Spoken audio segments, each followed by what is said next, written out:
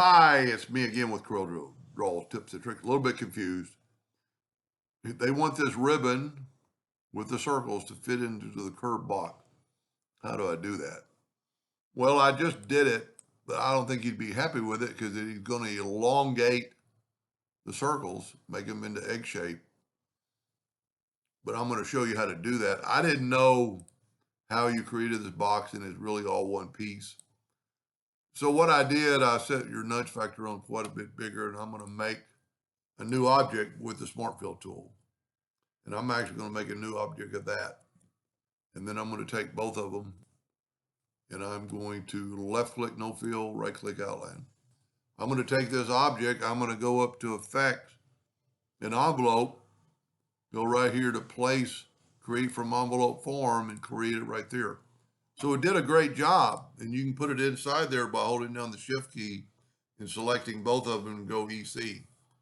So it did it, but I don't think you're going to be happy with it. So let's try this. Let's completely look at this. And here's basically a new one. And there are this many size circles. So there's 1, 2, 3, 4, 5, 6, 7, 8, 9, 10. And they vary in size. So let's just grab one of these and grab one of these for this size. And then let's move it over here and move it over here. Now we can hit C to put them on top of each other. And I'm going to left click, right click. I'm going to take this item right here and I'm going to cut it in half with the 3-point curve line. And if we go right from the midpoint down to the midpoint and kind of eyeball it, get it pretty close. Now we're going to move that out of the way. We're going to take both of our deal, and we've got 10, so we're going to blend them. And we need 10, but we've already got 2, so we only need 8. And we blended them. Now, some of them, I don't know what your configuration of how you made it smaller and whether these are actually, smaller to a, these kind of look the same point. We can always figure that out by taking the blue and going there and there, and let's measure these. And this is 7.62. So these are the same. So I don't know, maybe this one's just a little bit smaller. So you could blend. Let's just do that. Let's cut this. Well, I don't know where to cut it because this is going to be elongated. Well, we'll use this for an example. Let's say these 6 are the right size. So let's bring an indexing line and go right there. Take our 2-point line and just nudge it back. Take just a 2-point line and go from that, stay on that. And I don't know if this is helping him or what. Now I'm going to nudge that over and nudge that over, but then I'm going to select both of them. I'm going to make a copy, and I'm going to cut away the bottom on that side and the half on that side. I don't know if this will work or not. I'm just guessing. So let's take this size and make a duplicate of it.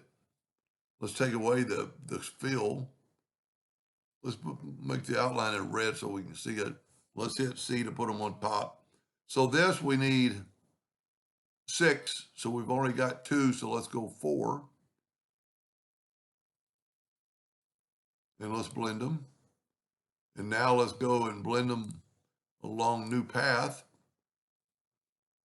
Blend them along full path. But see, that's going to put, well, that might work. I could have cut my line a little shorter. I wonder if we can move this one.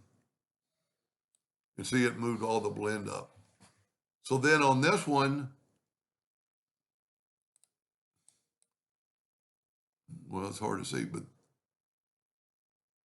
so that looks just like a little bit smaller.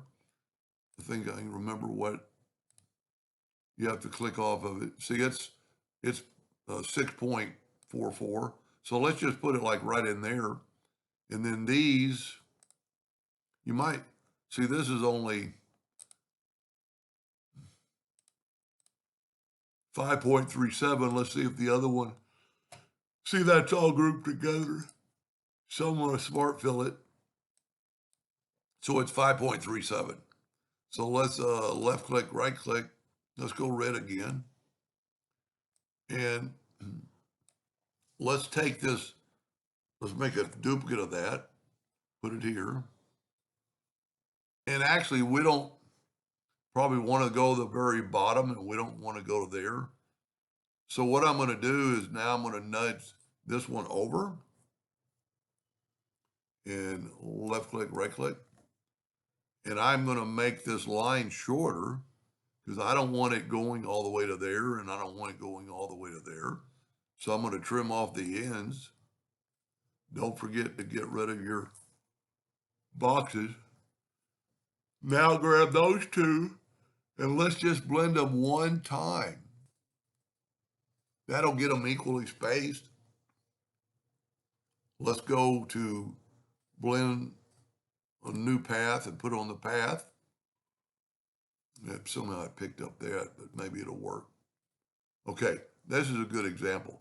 The indexing line had my line stop cutting. So I'm going to go to object and break the 4 objects apart. And then I'm going to have to go to object and break the curve apart. Now we got a cleaner deal. So now I can, well, let's just start over. Let's take these two and blend them. Blend along full path or new path. And we can move them. Blend along full path. And now we can nudge those over. Let's keep the line for right now. And that one can be manipulated down. Let's select everything, go up to object, break the 9 objects apart to get rid of, so now we can get rid of our lines. And you can, manipulate that, just down a little bit. And you could, move this one down. I didn't do a very good job. I could have kept the line. And then we would have been more in the center. Now let's group these together. Let's say that's good. And that's what it's going to look like. See, we're a little bit tall on that top one because I should have cut the line shorter. But let's say,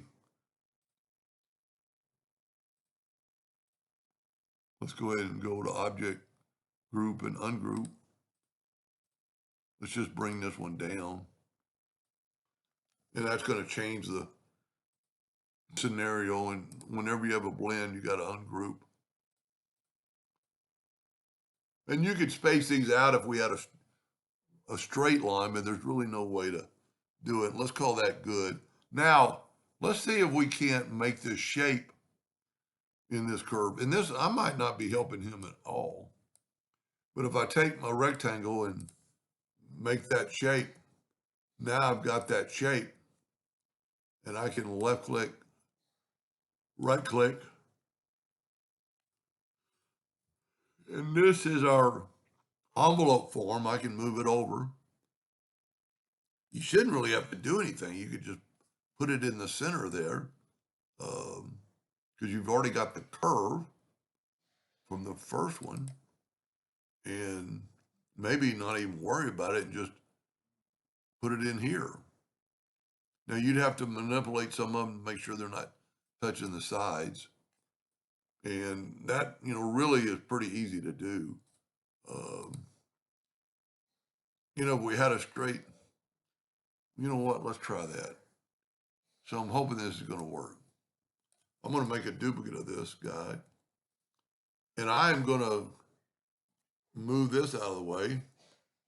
And I'm going to take all these and I'm going to hit C. Okay, that put them all in order. Now let's go to Windows, Dockers, Transform, which already had it open, so I shut it now. Dockers. No, I want to align and distribute. And I want them from the center of each other. Or you might want to do this or this, depending. I think that'd be the way to look at it. And then what I would do is just now nudge these over. Well, let's do that. Let's get our 3 point. This is taking a lot longer than I thought, or it should be.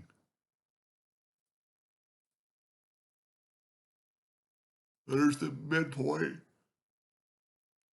Midpoint. Must not have used them. I do that a lot. Make sure you have the 3-point curve line. Midpoint or node. Midpoint or node. You see we got that curvature. And so these are all basically in order. Now we might have to, I should have not started on the top, but you could, let's try this. Holding down the control key, move it over. Holding down the control key, move it over.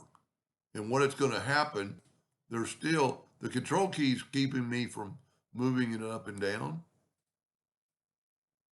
I feel bad. I might not even be in the same ballpark of what he was asking.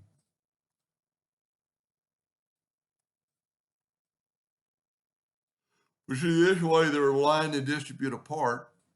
Now we might be too close to the bottom, but we could have very easily changed that and then take away our line. Yeah, I'm off on that bottom one for sure. And see, that shouldn't have happened because if I take that line, I just needed to zoom in. And if I hold down the control button, it should snap right to the center of that. Now take away our line. Anyway, if that's not what he was wanting help with, he'll let me know. Anyway, I hope that helped. Thank you for watching.